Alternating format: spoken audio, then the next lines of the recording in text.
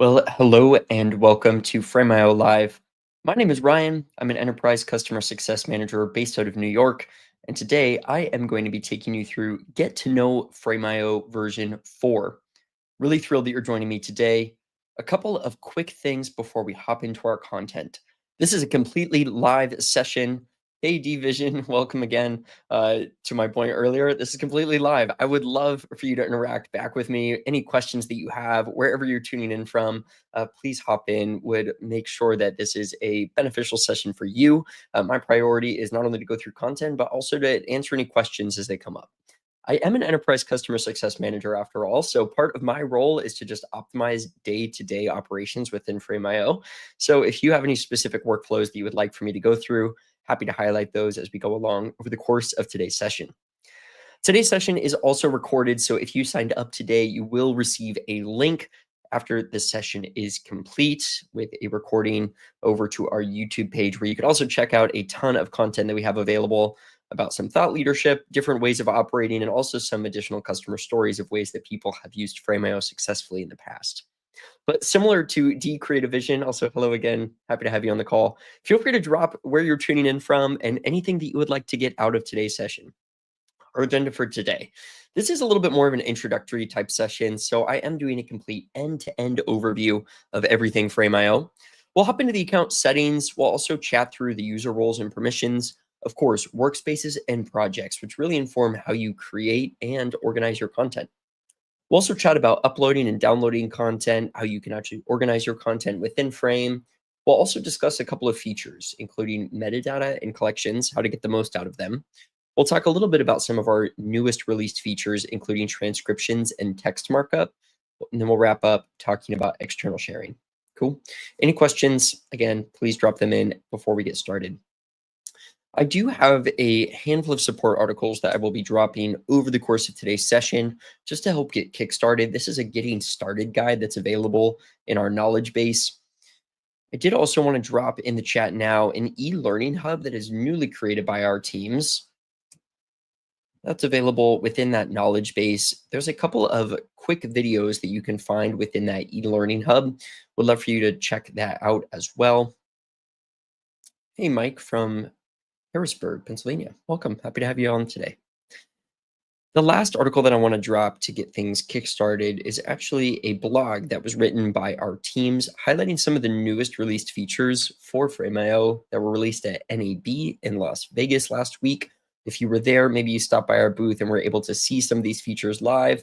If not, fear not. We will go through them together today. You can certainly find within that blog a list of resources of everything that we released just last week at NAB. I'd also like to highlight that the V4 comments panel is live within Premiere Pro 25.2, so you now can export, share, and respond to feedback all within your timeline. But that also leads me to where can you actually access Frame.io? We're completely web-based, so you can find your account under app.frame.io. That's where I am. You're welcome to follow along here, or if you wanted to pull up your own instance, you're welcome to do so too.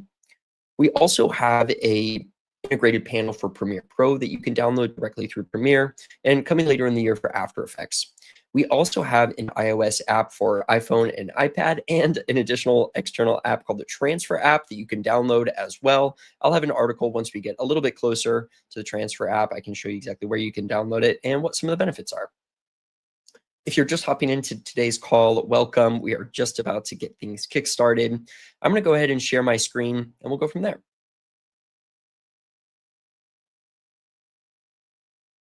If you are familiar with Frame.io, I would like to highlight that the core functionality of Frame.io remains the same. Maybe you just recently upgraded, or maybe you just recently went to an enterprise plan.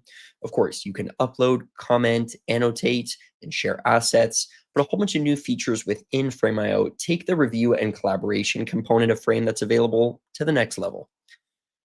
I would like to start by speaking a little bit about some of the organization within your account, starting with workspaces. Here you can see that I have two workspaces, my marketing workspace and my Ryan's team.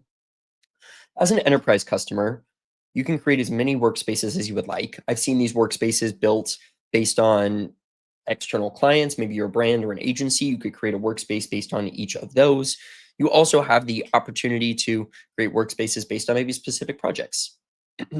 Mike, you're asking, so does V4 allow comments to After Effects like in V3? The After Effects integration is coming later in the year. My understanding is that it's slotted for later in 2025. So it's coming. Good question. Underneath my marketing workspace, I then have projects. You can see that I have two projects listed here, my short edits and my social media project. The same goes for my Ryan's team, where I have a handful of projects that live within. The benefit here then being that I can invite in specific users either to each individual workspace, so they'll have access to every single project, or I could just invite users to see a specific project itself. I'll go a little bit deeper with that in just a moment. Before we go further, I did want to highlight user roles. This is one of the more common questions that I receive as a customer success manager is who and what exactly can users do? I'm going to drop in the chat now an article that just outlines with a little bit more specificity exactly who these users are, but let's chat through them together. I am currently the account owner, so I have full access across all of my workspaces, projects, and content. I can also adjust some of the global settings. I'll show you that in just a moment. Next, you can add a content admin. You can add as many content admins as you would like. Similar to the owner, the admin has access to all workspaces, projects, and content, but they differ from the account owner in that they cannot make global changes to account settings, rather just control the members that fall within each space. And then that brings me to the members. These different user types have general access to account information with the ability to collaborate within either the workspaces or the projects that they're specifically assigned to. So opening up all of the users that have access to my marketing workspace. You can see here that there's a couple of users that are already here, but by adding in these users, I then can select if I want them to be any number of these different member roles: full access, edit, comment only, or view only. All of these different user roles do occupy a license within your account. So if you need somebody to actually access your Frame account, upload information, or view it within this space, they would need to be one of these user roles. There is a free role, that is a reviewer. That's anybody who receives a link that you share out with them. So it is important to ask, do I actually need somebody to upload content and see my entire creative process? Or rather, could they just be a reviewer and view the content that I shared with them? Okay. Let's hop into the settings and then we'll come back to this space. We'll create a project together and actually do some collaboration and review. I'm going to direct down to the bottom left-hand corner of my screen here where it says account and settings. From here, I could change the theme of my account from light to dark. I prefer the dark mode, but you can also see here that I have my Ryan's account that's listed. If you have multiple different account types, you can switch between them. Those will show up here. Let's hop into the settings. Every single user has the ability to adjust their profile settings and their notification types. The profile settings would enable your users to actually see who is leaving comments. So I would encourage that your users at least upload their photo, maybe their name, that will be associated with any comments that they leave or any share links that they share out externally. Your users also can adjust their passphrase or their email address that's associated to log in here. If you're an enterprise customer, we also can enable multi-factor authentication or SSO for your account. Please reach out to your account team for questions there. Every user can adjust the notifications that they receive within Frame as well. Even if you're not a content admin or an owner, you can adjust the email notification frequency by which you receive notifications. If you are working on any project within Frame, there's a lot of notifications that can come through. So our team has created this frequency digest where you can receive a summary of actions that have occurred within your account every 5 minutes, 15 minutes, hourly, daily, or never. This just prevents you from receiving a large quantity of emails all at once. You can determine the granularity by which you receive the notifications. We separated these out either in comments or assets. You can select if you receive general comments, comment replies, or app mentions at either the app level, email level, or a push notification level. Depending on exactly how you need to view your content, you could select one, all, or none of these options. You can see that I'm just selecting these here myself. Similarly, you can do that for assets. Do you want to receive notifications when content is uploaded, when other individuals upload assets, when a status changes for an account, or when content is assigned to you? Similar, you can make these adjustments here on the right-hand side. I'm going to leave all of these on, and I'll showcase exactly where you can access them within the app. You can also adjust the project notifications as well at a higher level. Taking a peek at a couple of these other tabs here. The usage tab will give you an overview of everything within your account, including the members, how much storage, how many projects and workspaces. Plan and billing will pertain if you have one of our retail plans, like a pro plan or a teams plan. This is where you can adjust your plan type or change your billing details. Users. This tab enables you to get a high-level overview of all of the users associated with your account and also add in new users. Let's do that first. I'm going to go up here to the top right corner and add in a new user, which then will enable me to just add in the email address of the users that I want to become a part of my workspaces. So let's say for my colleague April, I want to invite her in. I'm just going to go ahead and add her email address right here. I can add in multiple email addresses if I would like. And this tab is where I can determine if I want April to be either just a member or if I want her to be a content admin. Remember, I could create as many admins as I would like. I also can add a message saying, welcome to our workspace.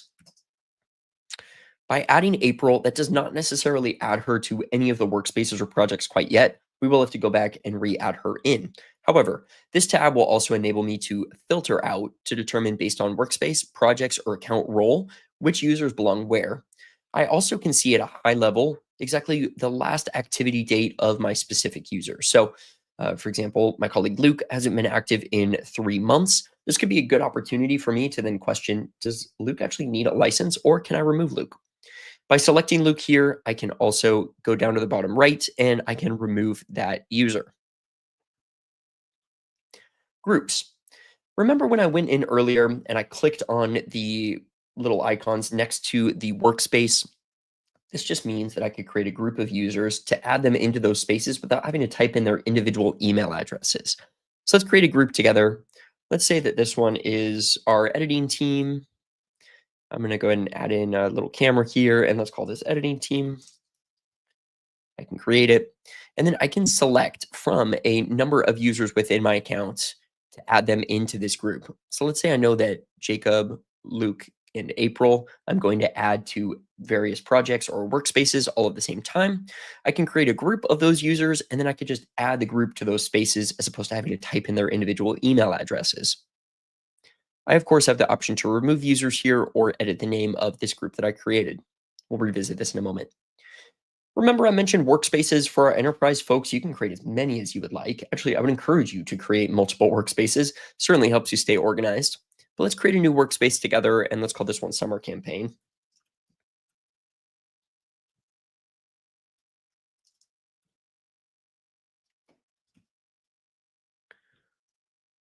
Let's go ahead and make that workspace. You can see that it's going to be listed here, but I can also not only create new workspaces, but view current workspaces, the amount of storage that's being occupied, and can also see a full list of users and projects associated. I hope you're sensing a theme here. This projects tab will also enable me to filter and search based on my projects. I'd say a tab that's really popular here is the storage tab, where I can see how much storage is being occupied on a per project basis. I also have the option to filter out based on my active, inactive. I can also find which users are a part of which space. For example, if I only wanted to see the projects that Jacob was a part of, or only the projects that April is a part of, I can do so. Branding enables me to change the name and the logo associated with my account, but also enables me to set some defaults for any external links that I share out. So let's say that you work for Frame.io. You know that you are going to be sending out links that you want to actually match the branding of Frame.io, which is purple and black. So you can see here that I have actually created a default share link that matches my colors. I also can add in a logo or a header that is defaulted to every single share that I send out externally to my stakeholders. Content security. This actually applies to all contract types. Some of these might be available to you depending on what type of contract you have. But starting with sharing, you can require a passphrase for public shares. This is all the content that I share out externally. I also can use a default share link expiration. So let's say we're always under a 1 week timeline. I want all the content that I share out to no longer be available after 1 week. I also can allow shared downloads. So do I want to, by default, enable users to be able to download? Totally up to you. Oh, looks like we got a comment here. Oh, looks great. Nice work, Ryan and product team. Thank you, LinkedIn user, whoever you are. Appreciate that. Any questions from the rest of the group in there today, please let me know. Secure share settings. Secure sharing is also called uh, right here under this secure sharing would enable me to allow users to have to type in a passphrase before they can actually view content that I share with them. So this just requires that secure share is on or off. I didn't do a very good job explaining that. Let me take a step back. Secure sharing means that a user needs to access a free Frame.io account before they can actually view the content that I've shared with them. Just an added layer of security that requires users to sign in, meaning that the only users that can view that content are the ones whose email address it's shared with. I can require secure sharing on links, or I can set a default between either secure or public. Let's leave it public for now. We can always make these edits later. There's also an option here for authorized domains, so I can restrict who actually has the visibility to view content. You can see here that it's giving me an alert that I've disabled it. But let's say I only want users with the email address at adobe.com to be able to view content. I can make that an option. All right. The last option here is under watermark. I can require watermark on internal assets. I also can require it on all external shares. Depending on your account type, you might have either static watermarking or dynamic watermarking available. Really, again, just depends on your plan type. But let's create a new template together. If you are on one of our team's plans, the only thing you could do is add in a template name, like summer project, and any custom text. Yeah, I believe you could change the opacity and the rotation, but that's where it ends. If you're an enterprise customer, you can get a little bit more dynamic with the name, email address, IP address of the user, date and time, and any custom text. Let's say we have a project name. I can apply that here. I also can adjust the size of my text. Do I want it ranging from small to huge? I can move this text around on the screen. That is rather cumbersome. So let's move it back over to medium. Just drop it here in the middle. I can also adjust the color of the text. Let's say we want it to be yellow. And I can also add this text scroll, or I can add in a shadow. Additionally, I can add a secondary text block. So if you have the option to add in a scrolling text, you can. You can see here that I have a couple of different now watermarking options. Let's go ahead and call this one project name as well. We want this to be dynamic. All right. So we just created a new template that will be available for any users that share content out externally. Any questions before we move forward? No, I just kind of flew through some of those settings. You can see down here, we now have our summer campaign workspace that we just created. Let's go ahead and move on to projects. You can see here that I already have a couple of different projects. Navigating up here to the top in the middle, I can adjust how I view my projects either in grid or list format. I like the grid format. Let's keep it here. I would like to highlight that if I wanted to hide a project from this space, I can click here and I can mark it as inactive. That project will still occupy storage within my account, but it just means that it's not visible in this direct view, meaning that I'm only viewing the content that I'm actively working on. I then can filter out if I wanted to view my active or inactive projects, I can decide, or I can select all projects and indicated here by the inactive option, determine that it's actually not an active project. Let's create a new project within my summer campaign workspace. There's an option here to input a couple of different templates: digital video production, location scouting, dailies, prop inventory. All of these different templates were created by our team. If you click on one, you'll also see that there is the option to add in sample content. If you're brand new to Frame, I would recommend that. You also can see fields, collections, and folders that our team has built out. That pertains to metadata and collections, a great way to get your feet wet. Let's go ahead and create a new project, and let's call it casting photos. We can upload a couple together.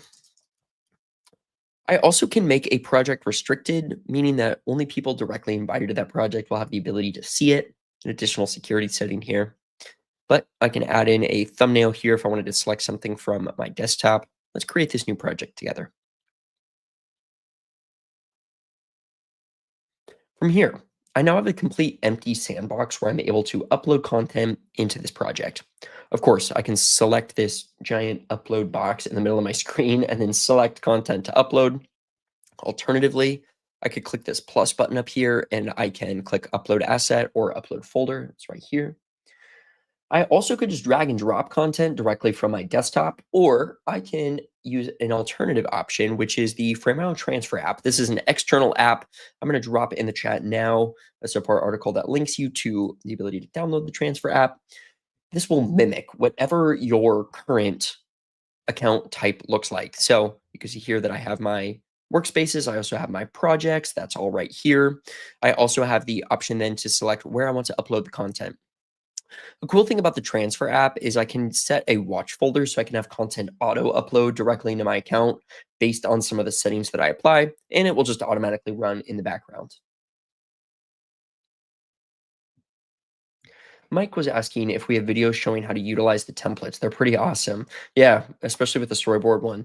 We don't have a video to my understanding of the templates, but I could ask our team if we could create one. That's good feedback. I'd recommend playing around with them as well, just to see exactly what they look like. But I can also double check to see if our team does have one. Come back next week. I'll see if I have some info for you. I'm just going to click the plus button here and let's upload a folder. I'm just going to select this casting photos folder on my desktop and upload. I do want to draw your attention when I upload this over here to the left-hand side. This tab here will show all of the content that I've uploaded into my account. By selecting that, it will also take me directly to that location within my project for me to then view the content that I uploaded. This also gives me a little bit of an audit trail of all the content I've uploaded. I also can clear it out if I feel a strong desire to do so. The folder structure will still exist for any content that you upload. So I uploaded my casting photos as part of a folder. That folder uploaded. Any additional subfolders within will also stay. I know that I uploaded a couple of PNG files here, but let's say that I did upload a couple of video files. Whenever I upload content into Frame, the original is always being imported and saved. So you have access to the original if you need to download it or send it to somebody else. But we do transcode and create lightweight, web, and mobile-friendly proxy versions of content, so you can play it back anywhere you have access to Frame. I'll show you when we hop into a different project how you can actually access a different proxy version. Let's say you're on set, or maybe you're on the go. You can always adjust those proxies. Speaking of PNG files, this is just one of many different file types that I could upload into Frame.io, including PDFs, JPEGs, any options within the Microsoft suite, of course, audio files and video files. Sky is the limit, whether you are working on a marketing team, whether you're working on photos and stills, there's a ton of different options for how you could leverage Frame no matter what your workflow is.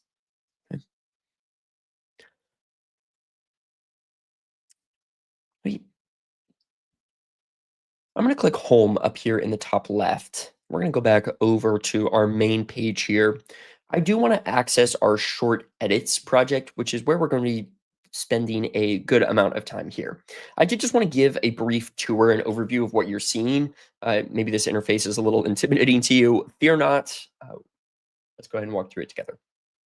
Starting up here in the top right corner, you can expand 3 different panels to be able to determine how you actually want to view your content. By clicking on this one on the far left, it's going to hide that main panel so you can just see your assets. Additionally, if you wanted to see your assets here, plus see that asset a little bit larger, and open up a third option, I can see my assets, the individual asset, and any comments that are associated with it all on one page. Let's go ahead and view just this option here on the left. We've used this homepage a couple of times. That'll get us back to our workspaces and projects. I have the ability to search for assets within my project. I also can view my notifications here. Remember all those settings that we adjusted earlier? This is where the in-app notifications will show. I also can mark notifications and view only my unread options, or I can mark them as read. By clicking settings, it'll bump me right back here to this space within my account where I can see all of my different notification settings. Let's go ahead and go home and go back into the short edit space. We're familiar with this uploads tab. That's where I can view all the uploads within my account. Here in this panel view, I can see all of my assets. So a full list of the different folder structures. I also can access any recently deleted content and recover it within 30 days. Collections kind of function like smart folders where I can create an auto collection based off of metadata tags. I'll hop into that in just a bit. I can also view all of the share links associated with my project. So you can see I have a couple of different share links that I've already generated. And additionally, right down here in the bottom, there's a tab for C2C connections. This stands for camera to cloud connections. This is applicable for every account type where you could sync up hardware with Frame, whether that is a direct camera or maybe an external recorder. Then the second you call cut, content can auto drop into Frame. You don't even have to upload it like we did earlier using the transfer app or dragging and dropping. But this is where you can set that up and enable it as well. If you feel so inclined, you can also learn more by clicking the learn more option. It'll take you directly to one of our support articles. There's also the option to connect to Adobe Lightroom. A ton more connections coming later this year. Heading back over into our space, I have the option to adjust my appearance. Do I want to view content either thumbnail or list? I prefer thumbnail. I can also adjust the card size ranging from small, medium to large, whatever your preference is. I also can adjust the aspect ratio. So if I know that I'm going to be working on a lot of content that's being uploaded to be viewed on a device, I can view it here. I also can fit the thumbnails, or I can have it fill that entire screen. You can see here that I'm just moving my mouse over and it's just scrubbing between content. I can also flatten the folders, meaning that it will reveal every single asset within my account without the folder existing. And I can show any card info. So the name and title of that content. Fields pertain to metadata fields. We'll hop into this in just a bit. I also can sort content based on metadata fields. This will make sense in just a bit when I revisit it. Do you remember earlier when I was talking about inviting in users? Remember I added April, but I didn't actually invite her into a project. I could do that right over here on the right-hand side. So I want April to be a member within this space. She's pending. I want to give her full access. Let's go ahead and add her in. Now I can see that April is a part of this space in addition to a couple of different users as well. So I can have users just at the project level, which I just did to April, or I can also have users at the workspace level. Again, they will have access to every single project. Opening up this graphics folder, let's say that I want to create a new folder or maybe move content around. I have the ability to do so. I can hold shift and I can multi-select or select these options up here, or use this option right up here at the top. By doing a two-finger click, I can either create a share link, I can add this content to a share link, I could download it all, I could copy it, move it, or duplicate. Copying assets will move those assets to a different location, but will not move over any comments that are associated. Moving it, we'll move it with the comments associated, or duplicating will do just that. It'll just create secondary versions of these assets. I would like to highlight though that then those two assets will live autonomously of one another. One comment left on one asset will not leave a comment on another. I also have the ability to create additional folders or restricted folders. Brand new, hot off the press. This is just available as of this week. So I could do a two-finger click and I could create a new folder. I could then rename this folder. I'm just going to call it graphics, but I can then select some assets and I can drag and drop it into that folder. This newest feature for restricted folders means that only I have access to it, and I will have to add or manage who actually has access to that content.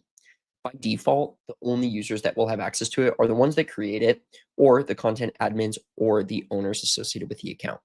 By clicking Manage Access, I then can determine exactly which users I want to be a part of it. So let's say I want Jacob to have access and Luke to have access, but not April.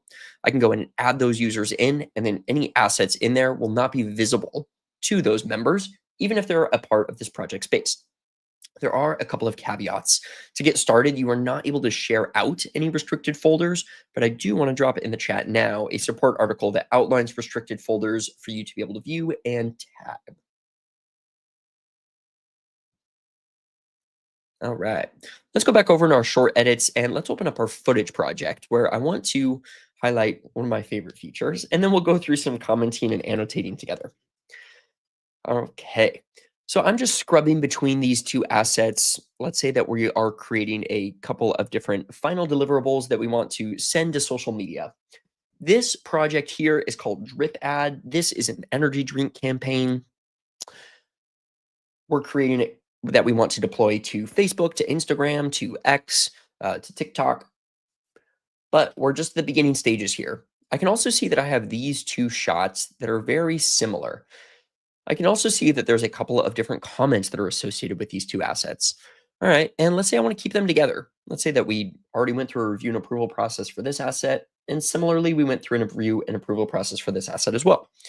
And we know that we want to keep them together, but we don't know which one's actually the final edit. I know that we've all been guilty of being on a very long email thread or Slack thread or some other tool where nobody knows exactly which one's the final, and there's a final.final or a is this one actually the final? We have fixed that with a feature called version stacking, where I can just take one asset and drag and drop it over the next, and it just creates a stack of different assets that all stay in one place for me to both review and share out. So you can see here that there's a V2. That just means there's two different versions of a version stack here. But let's say I want to take this option here and I want to add it to that version stack. I can. Now it says V3 because there's three different versions. But by opening up this asset, I then have the option up here at the top when I click on it, where I can see 1, 2, and 3 all listed out. I can click back and forth between them. I also have the option to compare two versions side by side. This one's the jump rope option, and this one is the stairs option. But remember, I wanted the two of the stairs option together, so then I can select one or two. I can see here that this one is my version 2, and now I can see that this one's my version 1, but I can play them in parity side by side and keep them all in one place. By clicking between 1 or 2, it's going to reveal the different comments that are already associated with those assets. And by clicking on each one, it is going to play whatever audio is associated with the one that I've clicked on. So let's say there's a different voiceover or maybe a different song that I want to use. You can also use this as a way to keep track of those different edits. And like I mentioned, I can just share out this entire version stack so any stakeholder can see previous comments, any reviews that have been done, and also get a better idea of what had been completed between edit 1 or edit 2. Super cool feature. I love the version stack. Let's chat a little bit about commenting and annotating. This has been a core tenet of Frame.io since the very beginning, the ability to comment, annotate, and share out, really making it easy to do cloud-based review collaboration.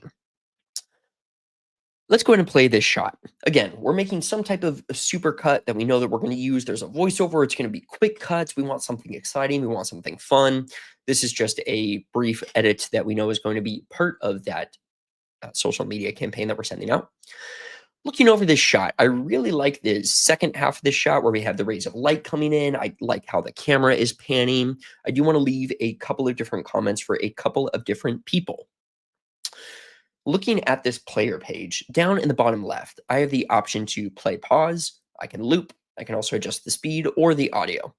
I can adjust how I view the time in either time frame standard or time code, whatever you prefer. Down here in the bottom right, I have the option to leave an anchored comment. I'll get to that in a bit. By opening up the settings, I also can adjust the quality. Remember, these are different proxy versions that I showcased earlier. I also can add in a guide. So if I wanted to see how something would look once it's actually in its final cut, I can. I also can zoom in on an asset. I also can view the different types of comments. I also want to highlight that I can set something as the thumbnail or download a still. So if I wanted this shot in particular to be our thumbnail that we'll see on that project page, I can do that. Boom. Let's go ahead and make that adjustment now. Over here on the right-hand side is where you can both leave and see any comments associated. Let's go back to the very beginning here. There's a couple of different comments that I could leave. A single comment, a range-based comment, an at mention. I can leave an annotation, a hashtag, an anchored comment, and now I can also upload a file to a comment. I can do one or all of those different commenting types, but I would like to highlight that this comment section then can be dynamic, where individuals can like, they can reply back, they can mark comments as completed, a ton that you could do here. We reviewed this shot at a high level overview already, but let's go in and leave a couple of comments now. Remember I mentioned that I liked the second half of this shot a little bit more than the first half. I really like it when there's rays of light come through and she's rounding the corner. Just think that it looks really nice. Let's go ahead and just indicate to our teams that we just want to cut out this entire first piece. So I am going to go over here to my comments. By clicking on my comment, you're going to see here that there's now an option that is revealed for a bracket. So I can leave a range-based comment indicating that this is the specific period of time that I am talking about. I don't know if you can see down in the bottom, but there is an option that says precision shift. So if I hold shift, I can even get it as granular uh, down to the exact millisecond that I want for my shot. But let's go ahead and leave a comment down here in the bottom right and say, let's edit this out. But who do I actually want to indicate that to? Let's say that April. Oh, April hasn't accepted my invite yet. So let's go ahead and send it over to Luke, who is our editor. I'm going to indicate directly to Luke that that is the period of time that I want to edit out that shot. By clicking send, it is going to leave then this anchored range-based comment. And by clicking on the comment, it is going to reveal that specific location in the timeline that the comment is associated with. Okay. By clicking play, and if you notice, when I click play here, once I start typing, it automatically will pause on my timeline. So you don't actually have to click to that spot. Even if you're just watching something through, you can leave a comment and it will leave that comment in the direct spot that you're referring to. But let's just leave a single comment here and say, I like the rays of light. But maybe I want to indicate with an annotation exactly which rays of light I'm referring to. So I can click on this option here to draw an annotation, and I could leave either an arrow, a line, a box, or draw freehand. I will save you all from drawing freehand, but let's go ahead and do something that maybe matches a little bit with the yellow and the options here. I'm going to indicate I like the rays of light, and I'm going to leave a annotation here. Again, by clicking on this comment, it's going to take me directly back to that place within my timeline and reveal any annotations that are associated.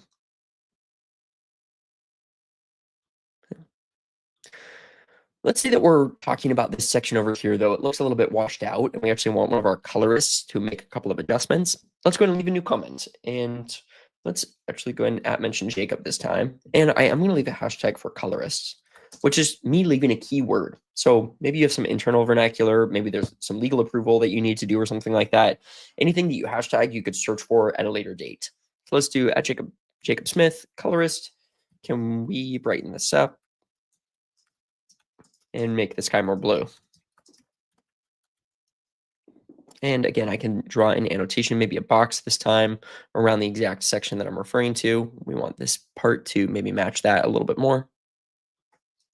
Hitting enter, and we are sending that comment. You can see here that there are those additional annotations that are associated with this comment. I just left a hashtag. I would like to highlight now this anchored comment feature that I mentioned earlier. That's right down here. I can leave an anchored comment and drop it as a pin anywhere within my asset.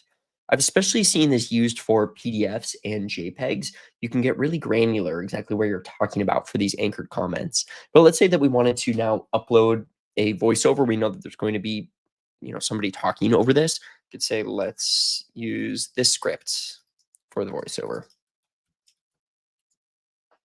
And I'm going to select this option here for attaching a file. And I can select my voiceover script, which is a PDF. It was just on my desktop. And let's say I want to make this one internal. That means that only members will be able to see that. So if I even shared this out externally, they wouldn't be able to see it. Only anybody who's internal to my account. All right.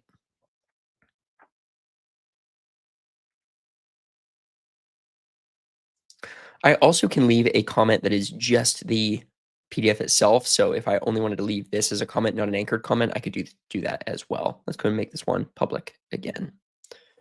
All right, I just left a whole bunch of different types of comments. In app mention, I left annotations, a couple at the same time. But your team can reply directly back here. So let's say that Luke was looking at this one and said, let's edit this out. Luke could respond back and say, I already did this.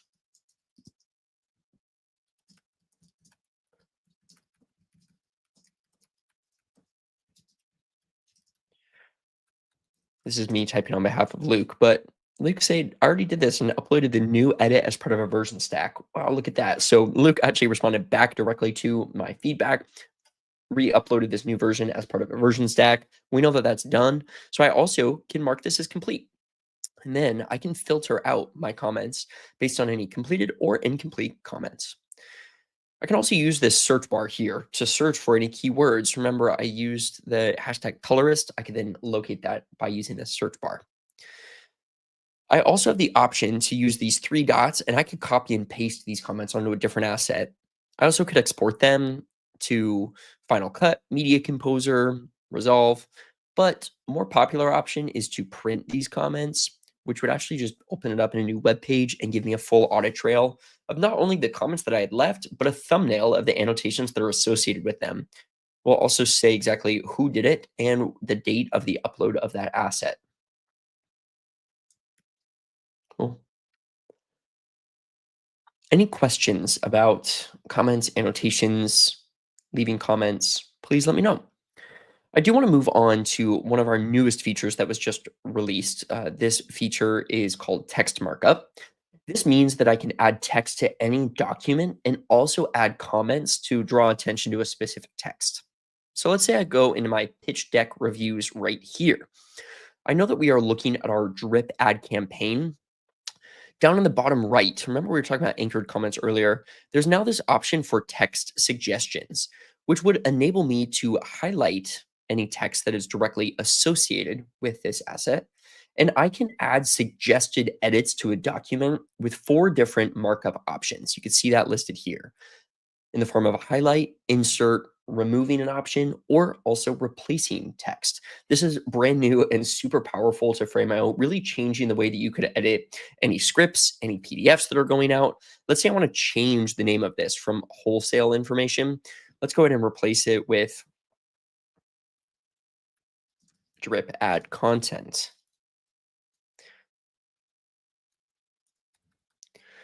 Again, I can make these edits either public or internal only, but by clicking send, it is going to strike it out and it is going to leave this as a comment over here on the right-hand side, which will take me directly to this location within this asset. But let's say I want to do this with a little bit more specificity, actually within the PDF itself, not just on the main page. Let's say I want to make a couple of suggestions for edits. This option down here, stay secure. With dynamic and forensic watermarking, DRM encryption, SSO, and so much more, you can feel safe and trusting Frame.io with your most valuable content and data. Cool.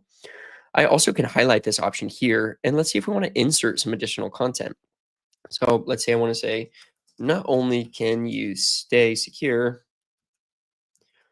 but your viewers can feel confident that their content is secure in Frame.io.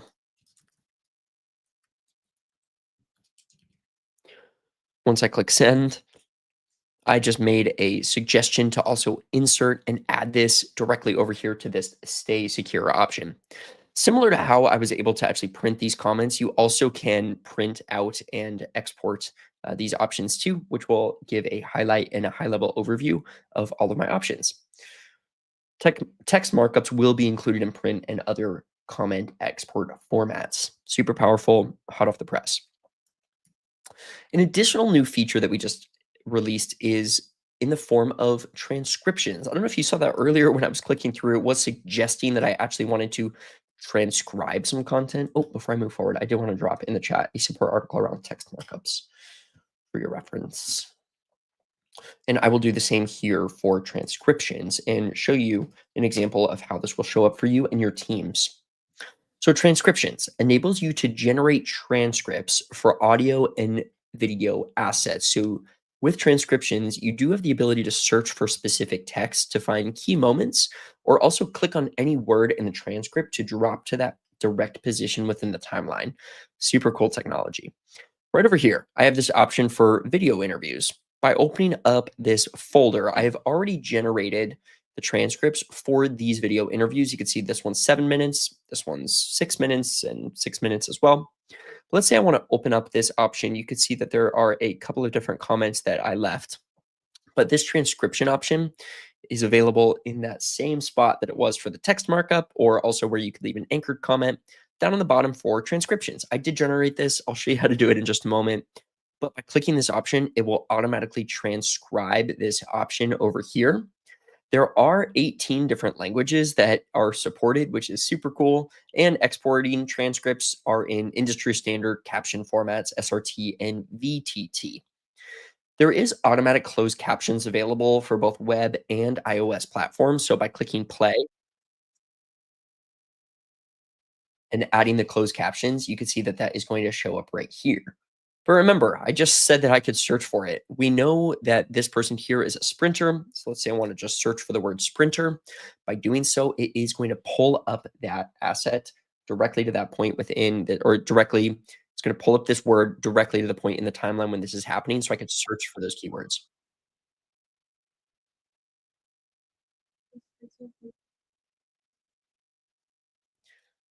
Super, super exciting. This option here for the language then can be selected by clicking on these three dots. So I can add a transcript language, you can also send feedback. You can also export it here or determine if you want it to scroll. I already transcribed all three of these assets. So by clicking on this transcription option, it is going to reveal a transcript for me. However, let's say that I am going through some of this footage over here. I can multi-select assets and I can generate transcripts for all of them. So by clicking generate transcripts, I can select the language that I want, transcribe them, and then I know that when I reopen up these assets, if there is some type of speaking, those transcripts will be available for me to view. Again, just by going down to the bottom right corner, clicking view transcript, and that will reveal within the player page. Frame.io V4 just keeps getting better and better and better. It is such an exciting time for us here. I'm so thrilled to be able to communicate and share these new features with you. An additional feature that I want to highlight that was new with V4 is fields and metadata.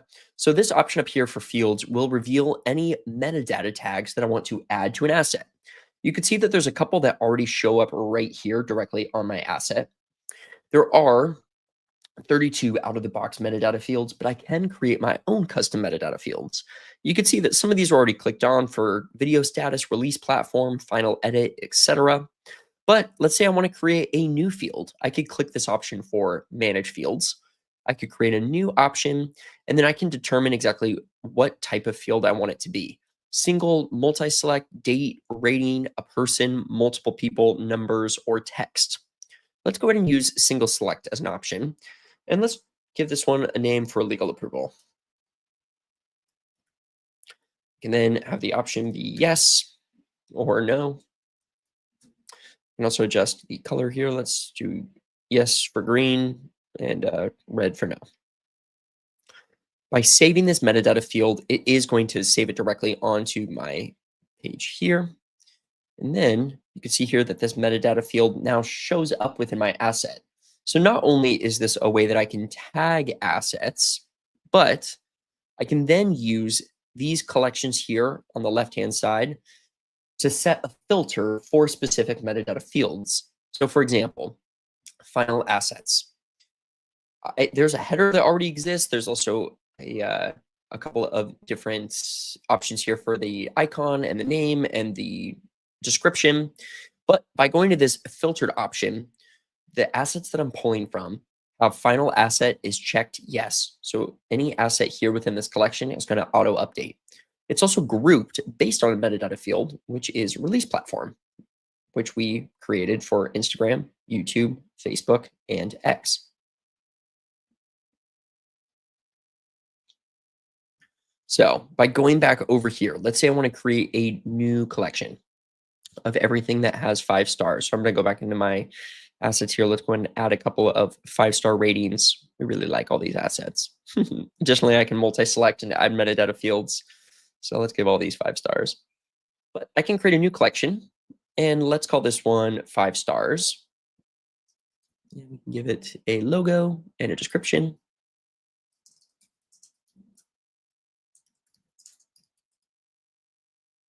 And I can also add in a header. So I can adjust my header to be small, medium, or large. And I can add in a background image. So let's go ahead and add that in. That way, when I share this asset out for review, this background image will also show. I just did the change image option over here on the right-hand side. I can select my source folder. Do I want to pull from metadata from my entire account or just a specific folder? I then can select this option for filter, and my filter here can be rating equals 5 stars. And it's going to reveal to me every single asset within my account that matches those specific metadata fields that I requested. In this particular instance, it was 5 stars. Mike is asking transcripts. This is very powerful. Are these generated using AI? If so, it might be feeding a LLM, thinking about security around a client's MSA that prohibit this. Currently, my understanding is uh, that it is not using an LLM. They're just generated in-house. I can get some additional info for you. I don't want to give you wrong information. So do you mind sending me an email here at framesuccess@adobe.com? And I'll see if I can get you some specific security information around it. Good question. Cool. So these metadata and collections, let's name this one 5-star rating. I've seen them used again for legal approval for different rating systems or even specific individuals. So with these collections, I then can share it out for review. I can also change the visibility. Do I want it to be private or just the team? But the share out for review then is dynamic, meaning that any assets that change with these filters will also auto change for my share link. This is now what my share link looks like. We added in a header, we added in a description, we also added in a name. And over here on the right is where some of my default settings that I applied earlier will show. So remember, I made all of my links public. I can make it a secure share link. I also have the option to add in emails. I can just copy and paste the link here. I can change the layout. So you remember, I did have this real option over here on the right, which is going to give me my Frame.io matching colors. I did want this one to be matching all of my colors of Frame. I also can just have it in list format. Option is up to you how you actually want your users to be able to interact with your content. I also can add in a passphrase, an expiration date, or watermarking, and I can adjust the permissions. How do I want users to be able to view content? Do I want to allow them to comment, to download assets, or show all versions? I can make all of these uh, up to my customization preference. Let's say I don't want users to be able to download or comment. It's a little bit more of a static option. I can do that. Then there's one field that can be applied here, one metadata field that is. I only want users to be able to adjust my rating field, and that's it. Let's go ahead and open up this share so we can see what it looks like. It's now in list format by opening up this individual asset. I don't have the option to comment. I can only view this asset itself. This is an audio asset. Okay.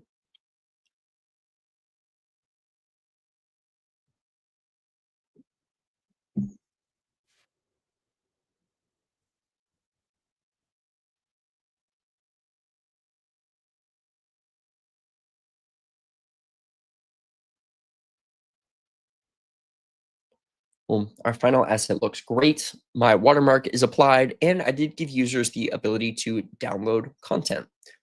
And they can adjust this feature field. So maybe I wanted to share out a couple of different options and just have my users only use the star rating option as a custom metadata field to be able to control what they can or cannot see. Going back over into my account, there's a couple of different ways that I can create share links. I know I just created one based off of a collection. I can create a share link just by clicking this plus option. From here, I have a blank option where I can upload assets. So going back over here in my home page, let's say I wanted to send only my PDFs. I could add that just by dragging and dropping it into the share link. Okay. Or I could select an asset itself, do a 2-finger click, and I can add it to an existing share link. Or I can create a new share link based on this option that exists here. Cool. Last thing I want to show you before we wrap up is that I can access all of my share links right down here in the bottom left-hand corner. And this will give me a high-level overview of my link, the name of it. If it's actually able to be viewed, I can shut it off. If it's public or secure. I also can see how many people have viewed it and who created it. I also have the option to multi-select these, and I can disable them or delete them all at once, or just select one individual asset. Woo, that was a lot. I know that this session can be a little overwhelming. I just covered a ton of content for you, but a couple of other things that I wanted to leave you with, just as some resources, are down on the bottom left. There is an option for keyboard shortcuts. So if you feel so inclined, this option here will reveal all of the keyboard shortcuts that you can access within Frame. There's also the option to submit a feature request. So if you have specific questions around if something's going to become available, if you want to see something different within Frame, drop us a line. Our user insights team look at these daily, and then it helps better inform our roadmap for what type of features we release based on your feedback too. An additional way to contact our teams is down here in the bottom left. We have a wonderful support team. They're available 24/7. By clicking here, you can actually see some live folks that are chatting right now.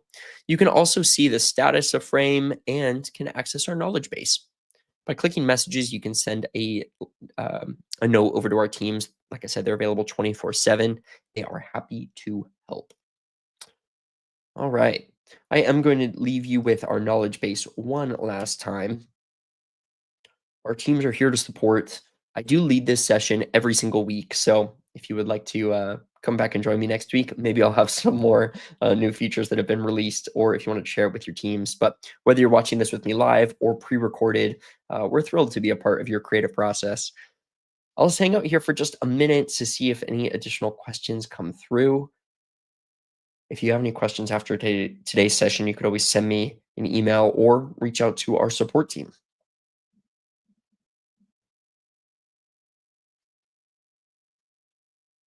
The Creative Vision, if you're still on, thanks for joining again this week. Mike, great questions today as well. Thank you.